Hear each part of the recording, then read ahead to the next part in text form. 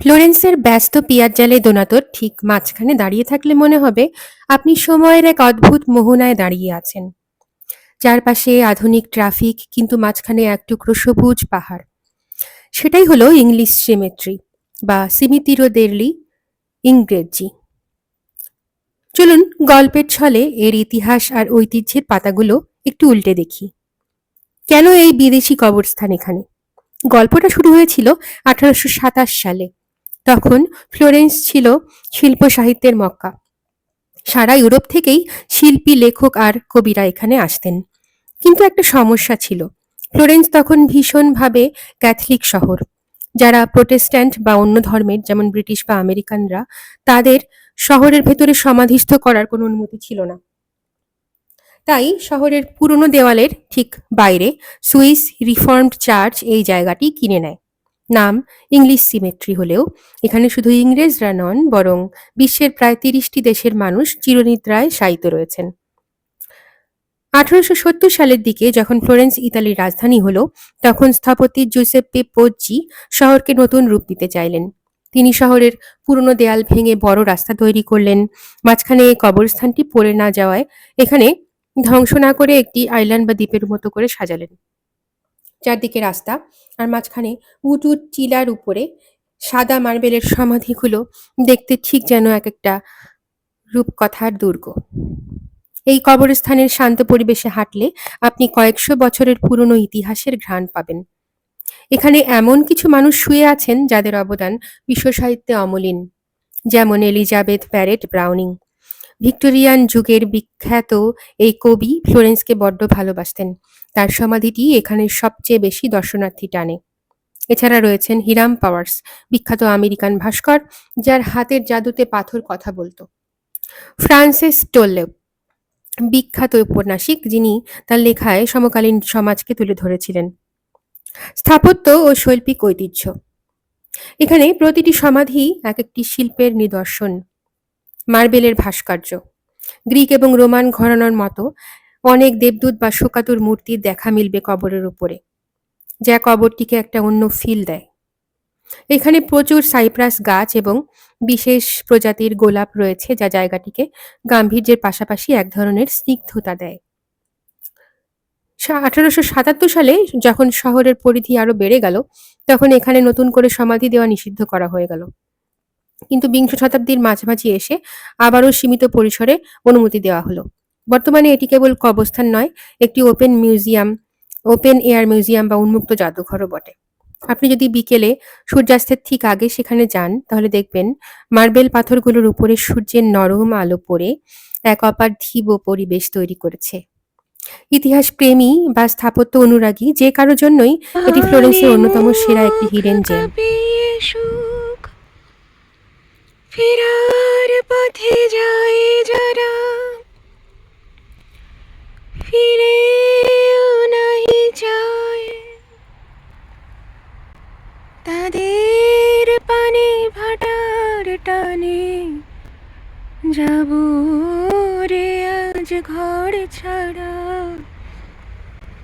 গে যাব দিন শেষের গান। ওরে আয় আমায় নিয়ে যাবি কেরে দিন শেষে ওই খেয়ে আয়।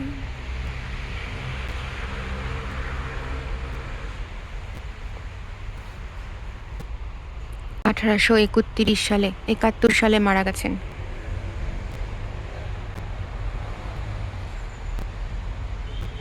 সেই কবরও এখনো রয়েছে।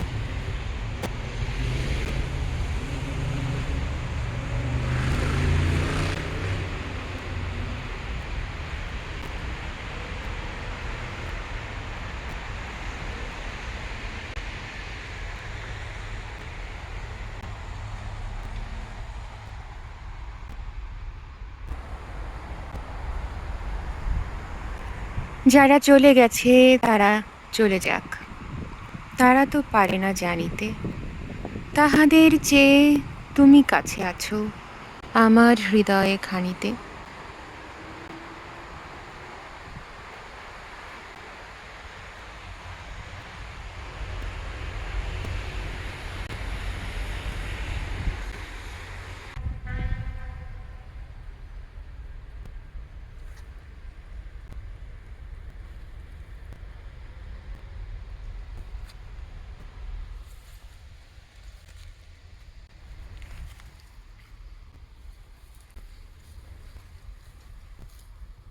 কেউ একজন এসে ফুল দিয়ে গেছে। 1870 সালে মারা গেছে এমন এক মানুষকে। 1088, I think the number of the tomb. Constant Jacotet. So when he died, I think 1870 সালে মারা গেছে।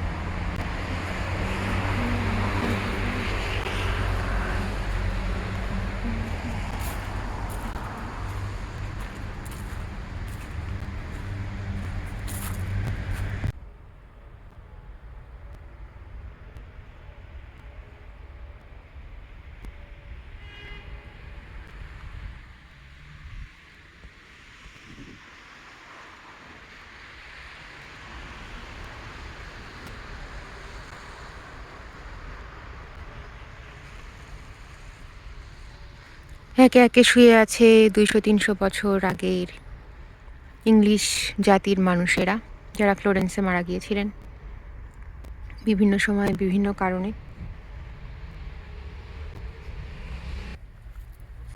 ফুলো কা মজা,